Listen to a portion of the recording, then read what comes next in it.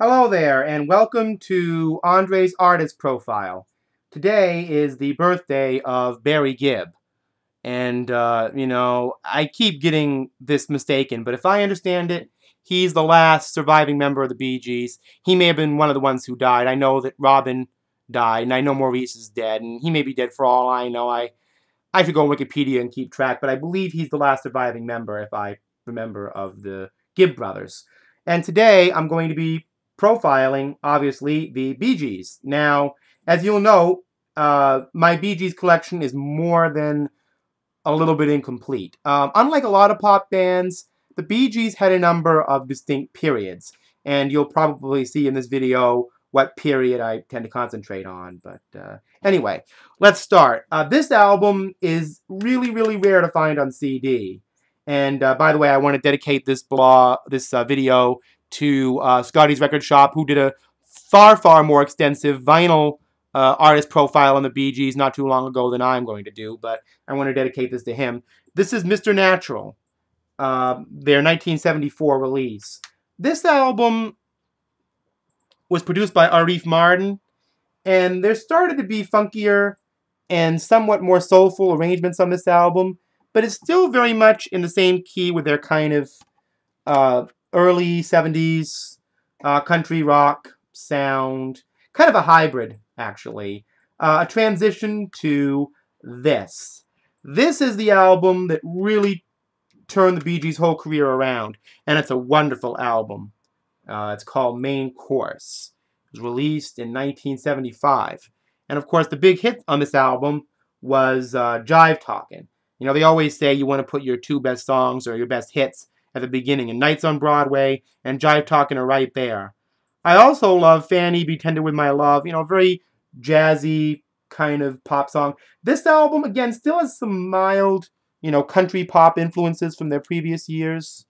I'm going to get that back in there, actually. This case is really very broken, but anyway.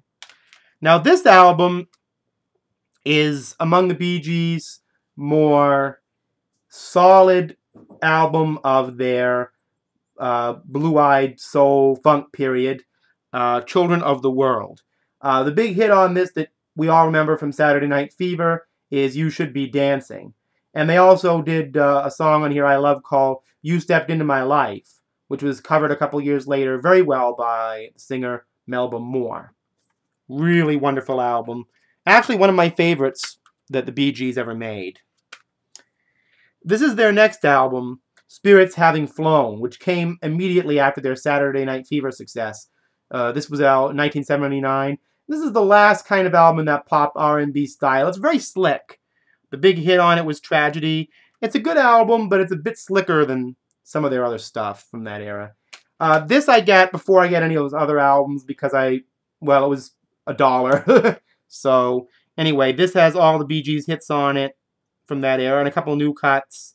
And all their stuff from Saturday Night Fever, like Night Fever and Staying Alive. So I'm going to keep hold of this. The Bee Gees' greatest, their late 70s era compilation. Now this album is from 1981 called Living Eyes.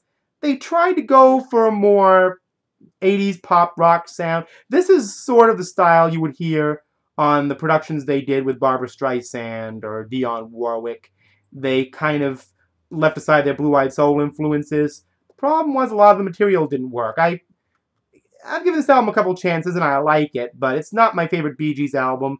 But actually, it's quite rare to get on CD. This is actually a West German print, as you can see if I open it up. It has the RSO pig on it. A bull, actually, I should say. Now, this is another one I found on CD for $1, actually. The Bee Gees 1, recorded in 1989. This is actually a really good album, kind of a modern-day update, well, by the 80s standards anyway, of their pop funk sound, and I really like that. So that is my abbreviated, but hopefully potent enough Bee Gees collection, and whether he's alive or dead, I can't believe I don't know which Bee Gees are alive, but it got so confusing because of rumor mills that I kept hearing. But I send this out to Barry Gibb for a very happy birthday, and enjoy the rest of your day, everybody.